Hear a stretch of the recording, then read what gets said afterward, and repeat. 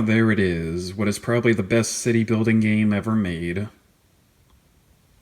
Well, I haven't played the sequel yet, so maybe that one's better. But anyway, why exactly do I say this is the best city builder I ever played? Well, simply because it's just the most in-depth. There is a lot of detail going into how you build your cities. Like what type of density buildings you're gonna build, for either commercial, residential, or office space even, or industry space. And what necessity buildings need to be built in order to raise the property value so the buildings can level up and either produce more or house more people. And there's just so many building types like police stations, fire stations, schools, public parks, transportation buildings for trains or like taxis and buses. And that's not even getting into like the DLC stuff, since the version I have footage of is the remastered version, so it came all pre-packed. And in these DLCs you could build like proper college campuses, you can play the stock market or even like create proper farms, you can put down airports and create city zoos.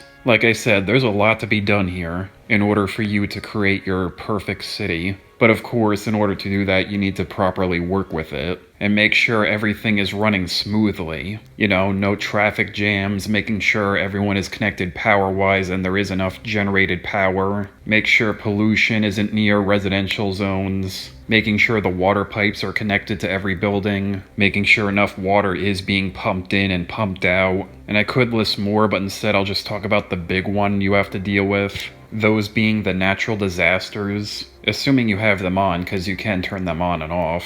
But basically you could have like tornadoes ravage your town, or a tsunami hit it and flood everything, or even an earthquake creating a whole entire long fault line. And you always need to be properly prepared for those so not so many citizens die, by like building bunkers and radios so they know to get to safety. And then you always need to build yourself back up after it's all said and done. So yeah, there's a whole lot of micromanaging going into your city, but that is what makes the game fun. To see you start from basically nothing and grow into like a metropolis. And while that covers the gameplay, at least for the main like version of the game where you just build up your city, there are also being challenge missions where you need to like get a certain amount of people using a certain type of transport, or making a certain amount of money before a certain year, or a certain amount of population before that year. And sometimes these missions come with like pre-built cities, which is pretty good to start off with. And now that covers the gameplay. Now to move on to whatever else I want to discuss with this game, with actually next being the controls, with nothing necessarily bad to say about them, just me making the statement that city builder games, or really any type of tycoon type games where you build something up, never play as well with a controller than they do a mouse and keyboard. It just doesn't feel as good. But again, nothing wrong with playing with a controller. The next thing I actually want to talk about is the difficulty in this game, how it can really kick your ass in the early years and then have a brutal punishment to pay for it. Because if your city isn't making enough money, you're given a bailout option, but if you take it, the game disables achievements. Which is just like, the game's really kicking me while I'm already down. Then there are the death waves you have to deal with where your population completely stagnates, where a bunch of citizens reach their max age and then just start dying off. Those are really annoying to deal with.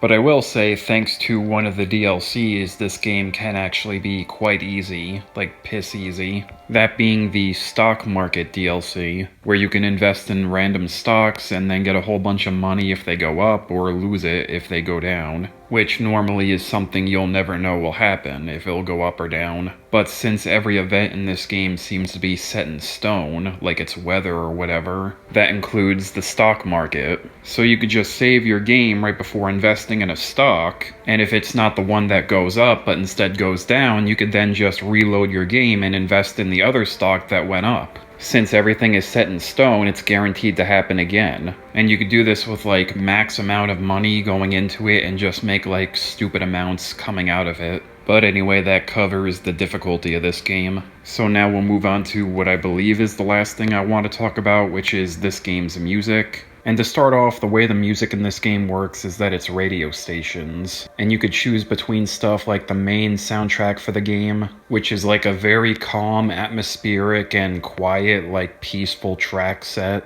and is perfect for this type of game. And then other radio stations are like, I believe, indie hits, like I believe there's an electronic station and whatever else, as well as like a 60s hit station with like licensed songs. But outside of that one, I didn't really bother with any of these since you have to pay for most of them, which kind of sucks, but it doesn't really matter. This is probably one of those games where you're going to listen to your own music anyway while playing it. But anyway, that covers the music as well as everything I wanted to cover with this game. And yeah, this is just a great city builder all around.